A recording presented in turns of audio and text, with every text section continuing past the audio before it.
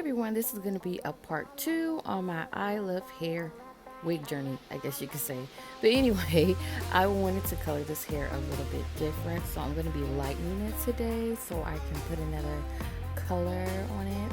So I'm using my Salon Care, which is the affordable bleaching and toner that you can get from Sally's, because baby girl is not with the monies right now. So I'm trying to save a coin, but I'm still trying to look cute.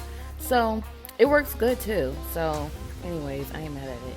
So right now what I'm doing to the wig is I'm dividing it, and I'm going to basically just do it in two parts because I'm laying it down flat. And I'm going to be using the complete amount of bleach that I have in the pack. I like these packs because it gives you more than the bucket. I had this bucket from a previous from my from my video before when I originally had this wig. It was, if you hadn't seen it, the wig was a 1B, which is pretty much close to black without it being black. So it was like a really dark brown. So I lightened it one time already. So this is going to be the second application of bleach that I have. Mind you, I do a deep condition in between bleachings, and then I also wait a day. I don't do it back to back like that because, you know, it just needed a little time to, you know, just rest and be conditioned and stuff like that.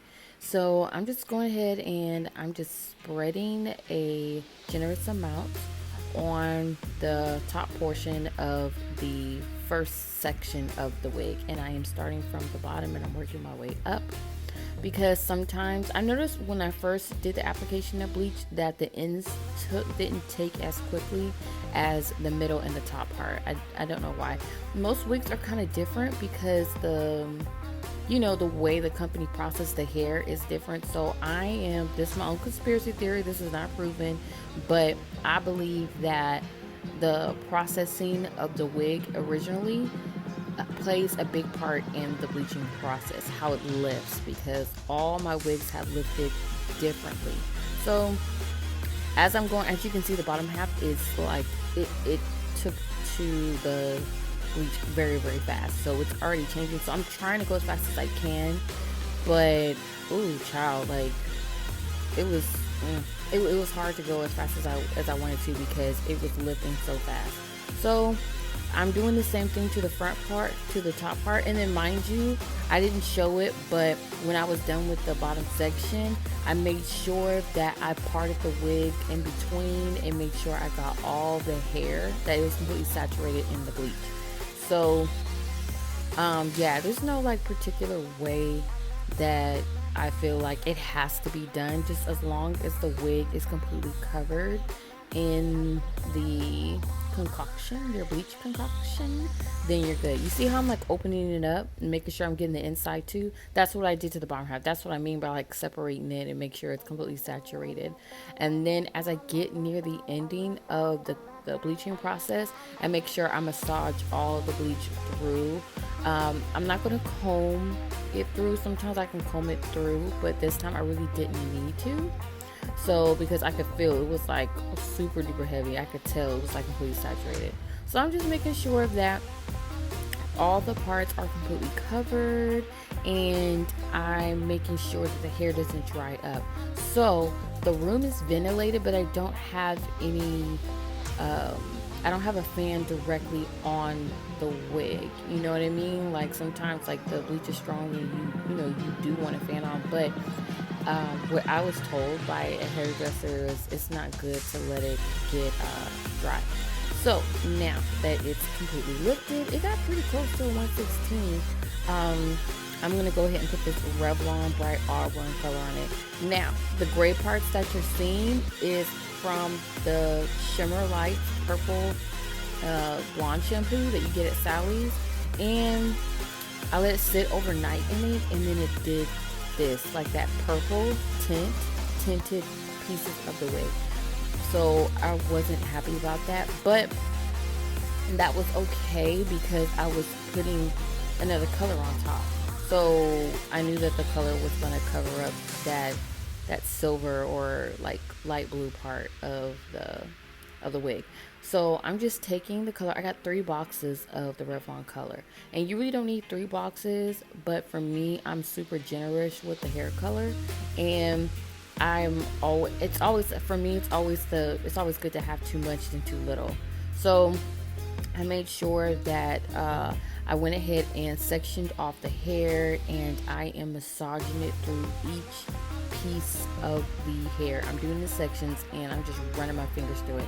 Now you can apply it with a brush, but I prefer my hands because you can massage it into each strand of hair and really get it saturated up in there. So I'm doing that, and then I also am doing the bottom part too because I want to make sure I'm covering every single piece. Now, because it lifted and differently throughout the hair, I already knew that when I applied the color was already going to have different tones in it, which I really do like. I really do like the look of, like, I don't like it all one color. I have one wig that I did this to, and it turned out all one color, and it looked so dull. So I do like it that it does have some dimension to it automatically, even though that wasn't on purpose. It was like a perfect mistake.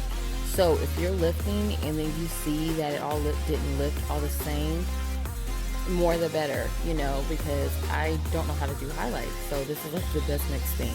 So I'm making sure that I started in the back and then I did the middle, and then I'm doing the front last because the lace that's in the front of the wig takes to the bleach and the color way more faster than any part else. And then I didn't want that part to stand out. Like, I didn't want a box of hair to be super different than the rest of the hair. So I did want the back to be a little deeper. Plus some of the some of the hair in the back of the wig took to the lifting a lot more than the front because I started in the back first. So it kind of did help with the look of my end result, and which you'll see at the end of the video. But yeah, I just made sure I did that part last, and as you can see, like, I'm just making sure that I'm going all the way to the tracks that are in the wig. And to be honest, like, I wasn't even sure if I was moving fast enough for this part because of how easily the wig was taking to the process. So that's one thing I really do like about this wig. It takes you the process so well. So I'm just making sure I'm just doing the same thing over and over again, dividing and massaging the color throughout the wig. So yeah, super easy. Anybody can do it. Just make sure that you are in a well ventilated room and you're wearing your gloves, and also you're wearing something that you don't mind getting messy with. Maybe also put like a bag or something on the floor because you don't want to stain your floor with the bleach or the hair dye. So, just make sure you're doing protective measures and you're not like huffing in these chemicals. So, oh yeah, and on this part where I'm getting to the lace, I'm making sure that I'm not touching the absolute root. So I still want just a hint of blonde peeking through when it's done.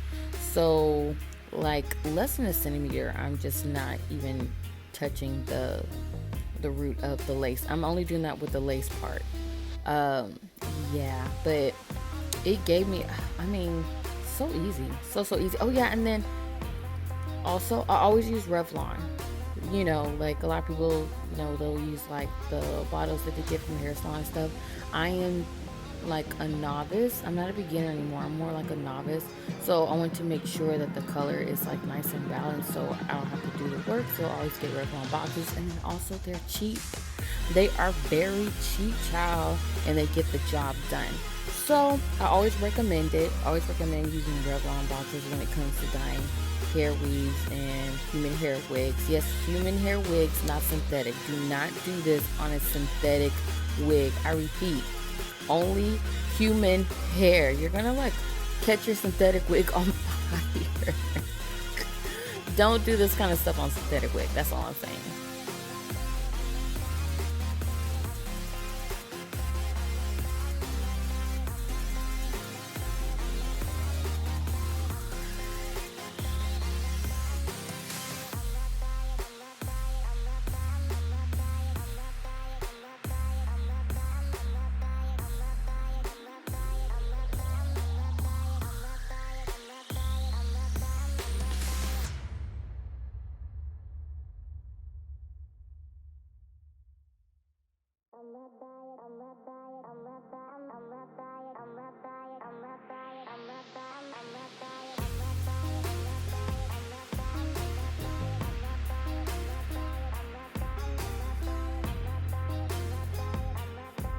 Okay, so this is the end result of the hair, and it didn't turn out the color that it looked like on the box.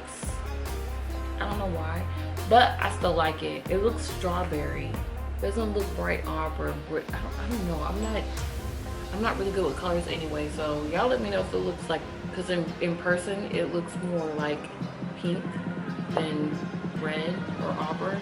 So let me know in the comments if how the color is looking on the video.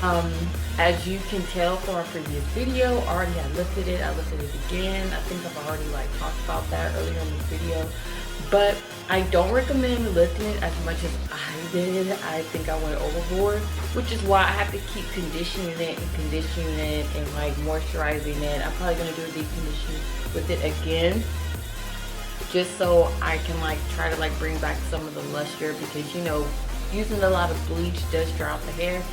Now what I can say is that the wig did not like fall apart on me with all the lifting, because I was starting to get scared after a while, because you know, when you're lifting a wig, it's